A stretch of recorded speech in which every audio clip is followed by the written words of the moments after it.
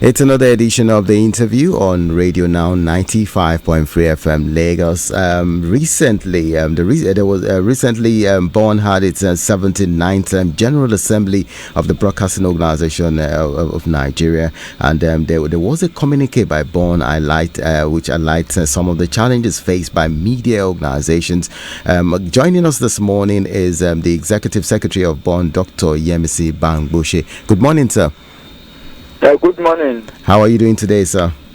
I'm fine. Yes, sir. Are you? Fine, sir. Fine, sir. Thank you for having me on the program. Fine, sir. How has the removal of the oil subsidy and the deregulation of the foreign exchange market specifically impacted the broadcast industry in Nigeria? Thank you very much. And good morning, listener.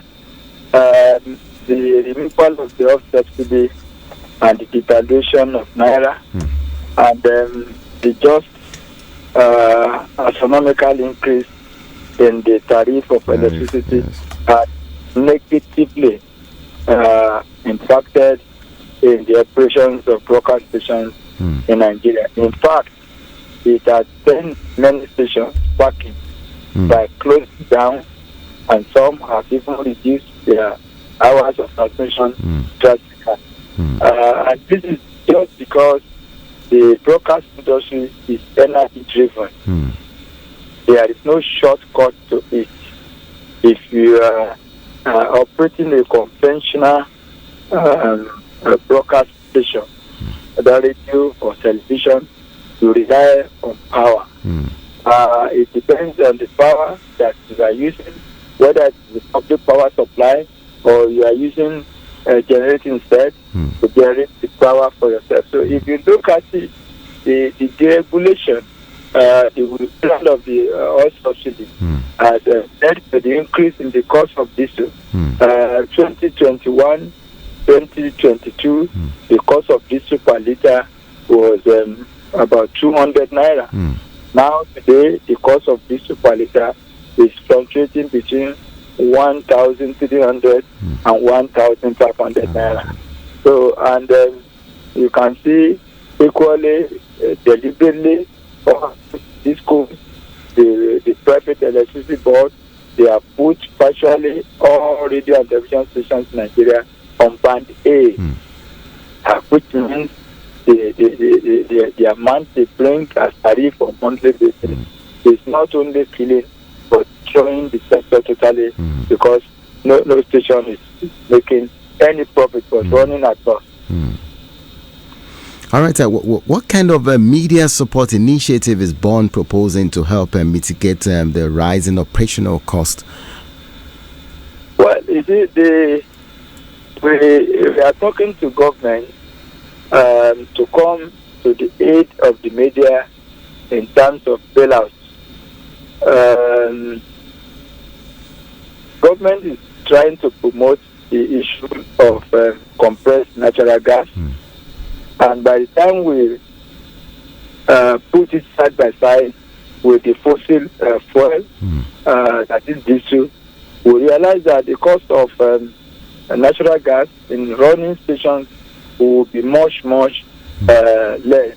than the cost of diesel. But the fact of the matter is that for you to get, let's say, a 80 kPa CNG generator, it will cost you about $28,000. And by the time we convert that to naira, it will be running to about 45 million naira. So, how many stations can afford to put 45 million naira down? Don't forget that in the last 2 years since the advent of COVID-19, station has been running at loss. Because when other sectors shut down their operations, including aviation, including the hospitality industry, including the mining, including everywhere, the only sector that did not shut down was the media, most especially the broadcast media, because of the need to keep necessary public enlightenment. So in the last 2 years, throughout the COVID-19, it was running at a loss. There's no doubt about that, because there was no advertisement. All the advertising agencies, all the companies shut down. And since they have shut down, where would they get money to even advertise at yeah. that period?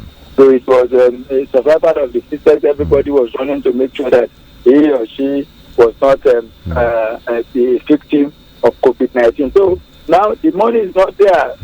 Broadcast stations have gone to bank. They are all groaning under debt. So the initiative we have made to government is for government to come into the aid, maybe by way of bailout, 50% off from the electricity and the provision of this CNG generator that can minimize the cost of operation. This and some others we have proposed to the government, and we are not saying that government should give it to us free of charge. I want to believe that we will be able to use it. In your station today, you must have heard one or two jingles, maybe for public enlightenment of one issue or the other. Yes.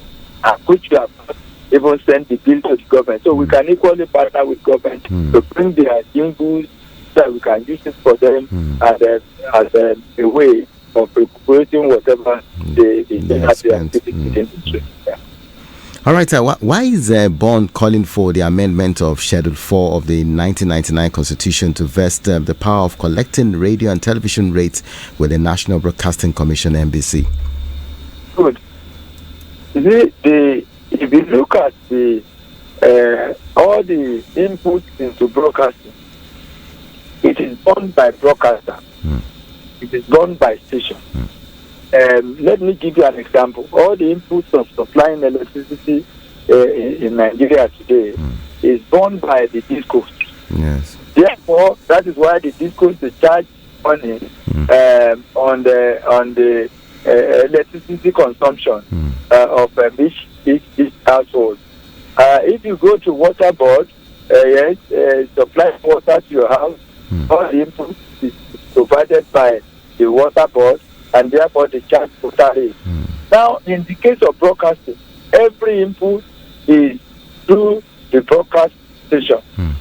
That means purchasing of the equipment, maintenance of the equipment, production of the content, running the diesel, the generator, everything. But when it now comes to paying the radio and television rate, it is now collected by local government. It's contrary initially to the initial provision of the law. In 1963, the Republican Constitution of 1963 gave the right to collect radio and TV license to stations. It was then being collected through post office. Post office will collect half of radio and television stations and distribute among the existing ones in those days. But the 1979 Constitution came and put the collection into the hands of local government.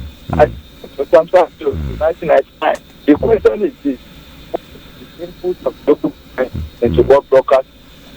Yes. And that's why we are calling that the Constitution should be amended to refer the trend, the constitutional right that the Constitution gives to local government to collect, and let it be collected by the National Broadcasting Commission.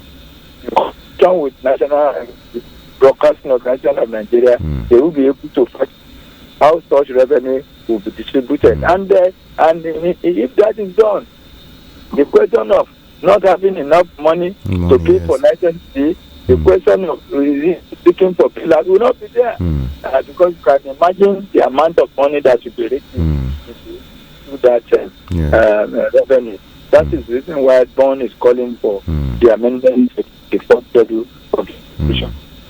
Yeah, in that communique, Bond raised the issue of adequately funding the NBC and for them to be removed from the list of revenue generating agencies of Nigeria.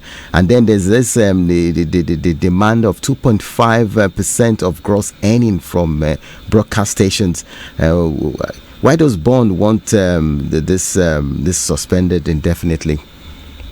Well, in the first instance, there is nowhere in the taxation laws all over the world where levy or tax is paid on a loan, money that you borrow from bank. Now, in the case of MDC, MDC is demanding for 2.5% on gross, not on net, on gross, which include even the money that is borrowed from bank. As long as that money comes into your own account books, you have to pay 2.5% levy on it. I mean, I don't know how practicable that will be. And again, this is the period where everyone is crying. It is not the issue of tax that will liberate the economy of Nigeria. In fact, in countries where they have gone through, we are passing through now, what they did was to reduce even tax that were imposed on people. So this particular period, one is saying that number one, the issue of payment of 2.5 levy on gross is not feasible and it's not practicable anywhere all over the world. They have the constitutional right because the act that established MDC actually that there should be a levy to be paid by stations licensed by MDC. That is the position of law. And bond is not, will never go through the position of law. You understand? Yes. But that law is not say 2.5% or 1% or 0% of gross. So it is levy. Levy can be 5,000 naira. Levy can be 500,000 naira. Levy can be 0.5. But certainly levy will be on. You cannot pay levy on the fee that you borrow, and be given that to. As even God does it in His instruction for us to pay tithe. Did not say that we should pay tithe on borrowed money. So that's where we are telling MPC that number one, 2.5% on gross is not feasible. Number two, at this particular time, that no station is breaking the president even the issue of 2.5% either on gross or net should put on hold for now. Sir, what are the main controversies surrounding the MBC Code, and why is Bond calling for an urgent review of its 6th edition? So many controversies, and I think the Court of Competent Jurisdiction has even some aspects of the code, and because of that, Bond is saying that look, if there are legal issues concerning the code, if there are observations, for example, part of what Bond is saying that that code review that was done maybe more than 5 years ago, if not more, there was no place where it was agreed that the issue of levy should be on gross. The issue of the levy, the agreement was that it should be on the net, not on gross. As that there are some other imposition of billions for categories of offences that are not in tune with best practices all over the world. So because of all these controversies, we are saying that let us go to the drawing board, let us look at what is happening, and let us now put up a code. There is no way we'll go against the code. There must be a regulation, there must be regulations, there must be, some things that we put you in check and the balances of your professional practice. So we are not going against the code, but what we are saying is that let us sit down and look at the areas of controversies, the areas that are no longer that is the business of the game. What you think it is good enough today may not be good enough tomorrow. Yes. What you think it was not good yesterday may be good enough for you today. So that's the essence of the game. The question and everything. That's why the world itself is not stagnated. That's why we say that everything is dynamic. So let us go back and look at it holistically, so that where we need to amend or put a new one to remove or add or make it more stronger so that. All right, briefly before we round off, sir, I'd like you to speak on the progress that has been made in the migration from analog to digital broadcasting and what steps needs to be taken to expedite this process. Well, from our own angle, the progress is minimal. I don't want to say it is zero, because no matter what they will have done once. But the progress achieved so far is not feasible. It's not feasible. We have 774 local governments in Nigeria, and if you calculate the number of states that NBC claims to have carried out migration from analog to digital, I think there are not more than 80 local governments or 90 local governments. So what is the percentage of 80 over 774 local governments? So that will make you to determine whether there has been very good, appreciable progress or not. And this is a progress that started since 2012, and here we are in 2024. I think that is over a decade. Yes. So it is very, very slow. And again, as at 2012, you can determine the value of naira. You can determine how much a billion naira worth of equipment can fetch a sector like a broadcast. So you can easily now determine how much equipment or the type of equipment a billion naira can bring to the sector today. Yes. So it's very slow. If it has been achieved, this issue of groaning under the devaluation of naira and the removal of electricity subsidy wouldn't have even cost any with the broadcast industry. If there are going to be any challenge financially, would have been very minimal, because you wouldn't have the reason for you to operate your analog transmitter again. And if you repeat the issue of analog transmitter or remove the issue of transmitter from broadcasting, you need a high power generator again to drive your station. So even the very low power generator can be used to conduct the your studio operation and transferring of your content to the bigger distributor. But today, we are still where we were 12 years, more than 12 years ago. And that's why we are calling on MPs to call for all stakeholders where we can review the progress so far achieved and challenges that are mitigating against broadcast. Again, we believe that NBC should be well funded. So the role of broadcast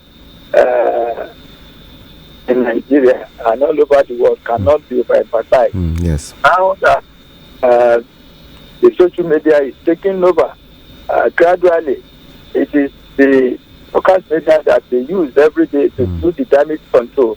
The damage that has been inflicted during the day every time by the social media. It is the broadcast media that has to sell all those rumors, put every story the right perspective, and so on and so forth. So if government fails to fund them, well, the NBC will not be able to perform that role. They're putting NBC on revenue generating organization, which means that NBC will be biased in all these things because they'll be looking for money at all costs to run its own operation. So any slight mistake would meet with heavy imposition of fine, and that will work. The real reason why MPC is established as a agent. So I'd like to thank you very much for being part of this conversation this morning. Thank you very much. We really appreciate your time. Thank you very much. I'm very grateful to your station for granting us this opportunity to speak to the world. It is our responsibility to guide the industry very, very important so that the broadcast will not go into infliction. Many stations will not, at the end of the day, shut down permanently, and and the facility effect of that is not on stations alone, but on the public generally. Yes. Because in villages, in rural areas, where the rural areas more far than those of us staying in the city. The urban centers. People don't have access to social media. They don't have to newspaper. They only have access to information that is and boxes with the power to of the inheritance. You can now imagine if that process of information dissemination was completely shut down. You can see the negative impact you have on people all over. So that is why we are pleading with government to come into our aid and equally telling all broadcasters, both broadcasting organizations and individual broadcasters, to escalate this matter to the whole world so that government can see reasons with us and come to the aid of the broadcast industry. Thank you very much. Thank you very much. Do enjoy the rest of your day, sir. Okay. Yes. It's the interview on Radio Now 95.3 FM. We've been speaking with Dr. Yemisi Bangboshe, the Executive Secretary of BORN, and it's on calls for emergency intervention for the media organizations in Nigeria. This is our package for today. Till we come your way again, my name is Abiodun Adelore. Thank you.